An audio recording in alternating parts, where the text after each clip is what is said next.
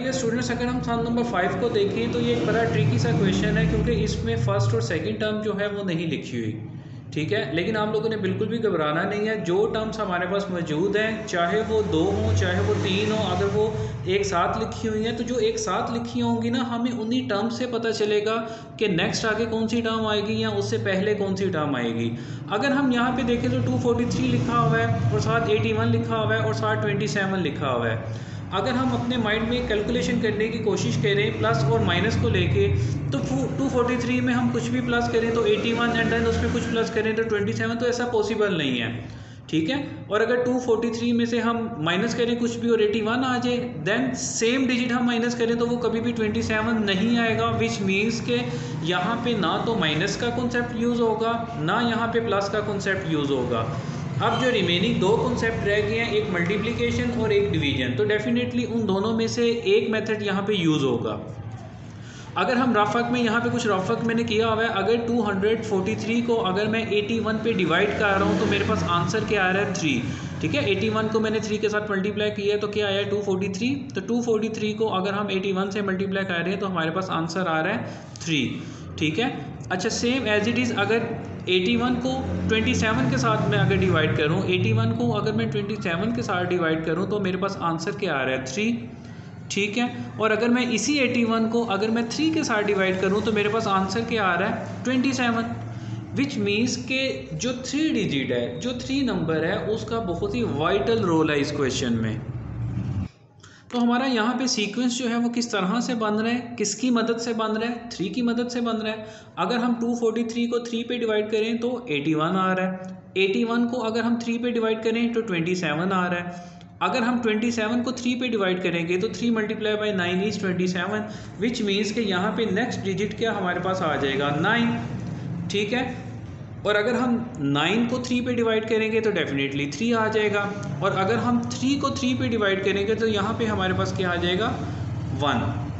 तो सीक्वेंस हमारे पास क्या आ गया 243 divided by 3 81, 81 divided by 3 27, 27 divided by 3 9, 9 divided by 3 3, 3 divided by 3 is 1।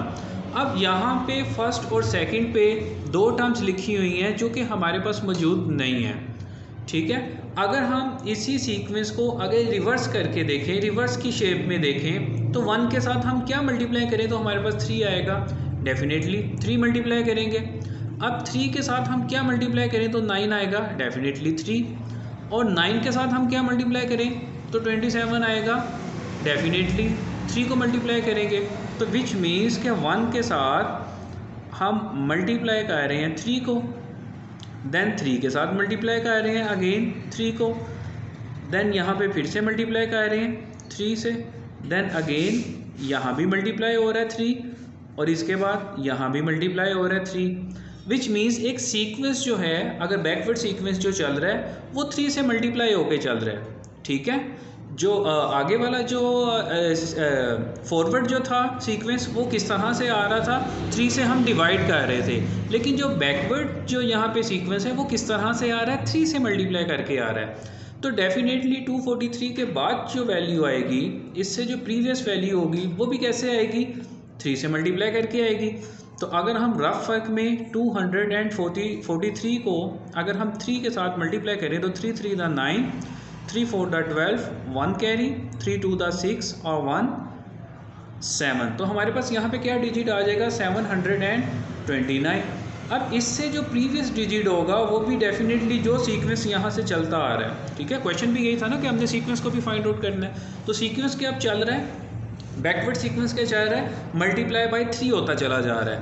तो अब हम 729 को 3 के साथ जब हम मल्टीप्लाई करेंगे तो 3 9 द 27, 2 कैरी आ जाएगा, 3 2 द 6 और 7 एंड 8 और 3 7 द 21। तो 729 में जब 729 को जब हमने 3 के साथ मल्टीप्लाई किया तो हमारे पास यहाँ पे कौन सा डिजिट आ जाएगा 2187। ठीक है, तो इस क्वेश्चन में हम लोगों ने क्या चीज़ सीखी कि जो बैकवर्ड जो सीक्वेंस चल रहा है वो 3 के साथ मल्टीप्लाई होकर चल रहा है। ठीक है, और जो फॉरवर्ड सीक्वेंस है वो 3 के साथ डिवाइड करके चल रहा है। तो यहाँ पे इस क्वेश्चन में हम लोगों ने दो चीज़ें प्रैक्टिस की हैं। तो हम लोग इसको इस तरह से सेंटेंस की शेप में लिख सकते हैं कि वी ऑब्टेन्ड फॉरवर्ड टर्म्स, यानी कि जो आगे वाली टर्म थी, by dividing the previous term with 3, कि जो प्रीवियस टर्म थी उसको हमने 3 से डिवाइड करके जो फॉरवर्ड वाली टर्म थी वो हमने फाइंड आउट कर ली, और जो बैकवर्ड टर्म्स थी जो स्टार्ट में मिसिंग थी वी ऑब्टेन्ड बैकवर्ड टर्म्स, कि हमने जो बैकवर्ड टर्म्स थी वो कैसे फाइंड आउट की, by multiplying each term with 3, जो हमारे पास रिमेनिंग टर्म्स आ गई थी उन टर्म्स को 3 के साथ मल्टीप्लाई करके हमने बाकी जो बैकवर्ड टर्म्स थी वो फाइंड आउट कर ली। माय डियर स्टूडेंट्स, अगर हम सम नंबर 6 को देखें तो यहाँ पे भी हमारे पास 2 टर्म्स जो हैं फर्स्ट वाली वो दोनों मिसिंग हैं, दरमियान में 3 टर्म्स जो हैं 3 टर्म्स जो है वो इकट्ठी लिखी हुई हैं, देन एक टर्म मिसिंग है और देन लास्ट में 2 टर्म्स लिखी हुई हैं। अब यहाँ पे सबसे पहले हम लोगों ने क्या चीज़ फोकस करनी है कि क्या कुछ प्लस या माइनस करके ये वाली वैल्यूज़ ये वाली टर्म्स आ सकती हैं।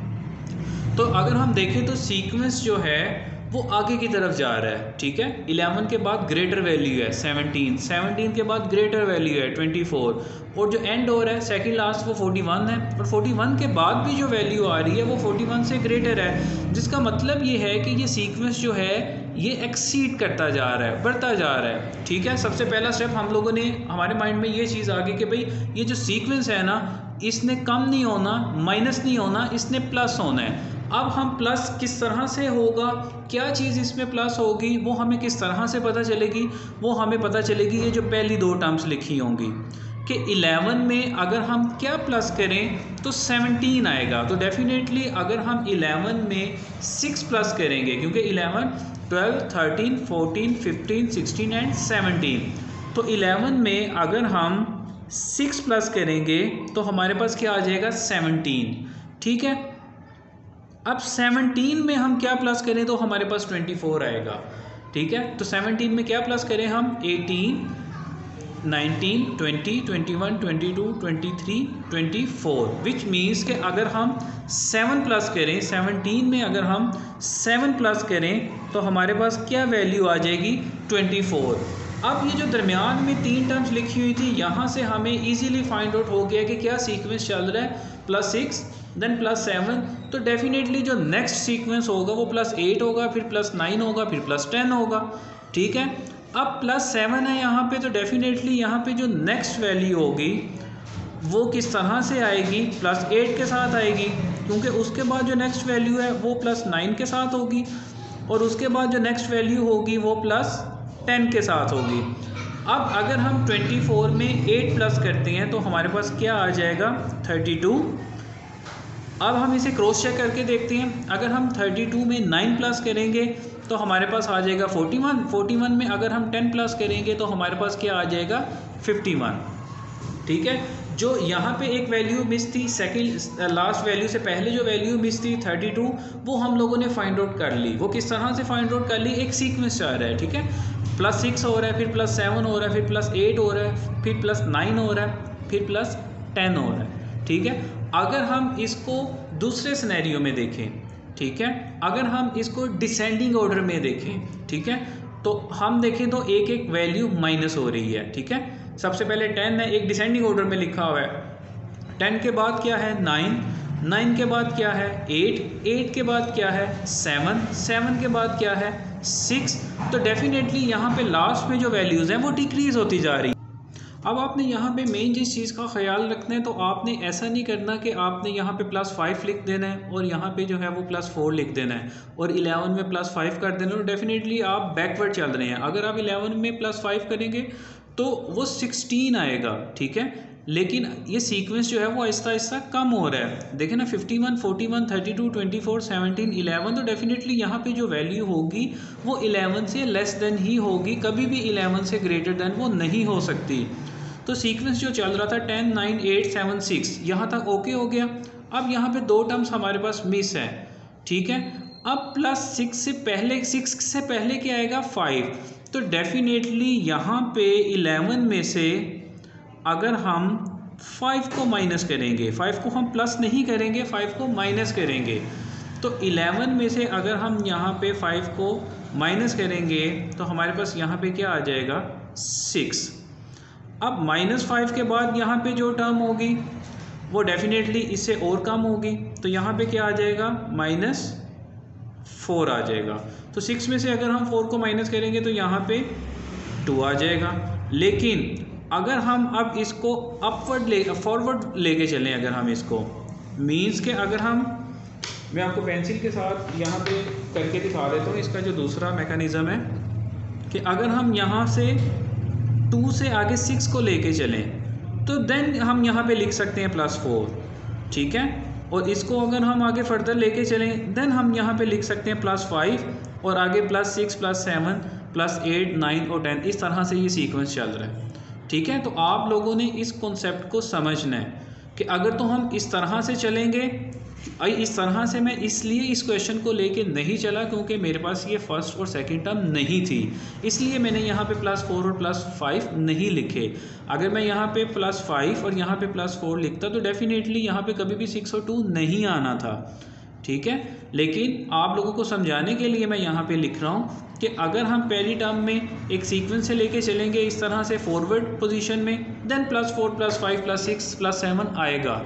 लेकिन यहाँ तक फाइंड आउट करने के बाद, +6 तक फाइंड आउट करने के बाद जो प्रीवियस वैल्यू, जो प्रीवियस टर्म जो थी, जो हमारे पास नहीं मौजूद थी, तो डेफिनेटली 6 से पहले 5 आता है तो हम 5 को माइनस करेंगे, देन जो प्रीवियस टर्म होगी उसको हम -4 करेंगे, देन हमारे पास आंसर आएगा।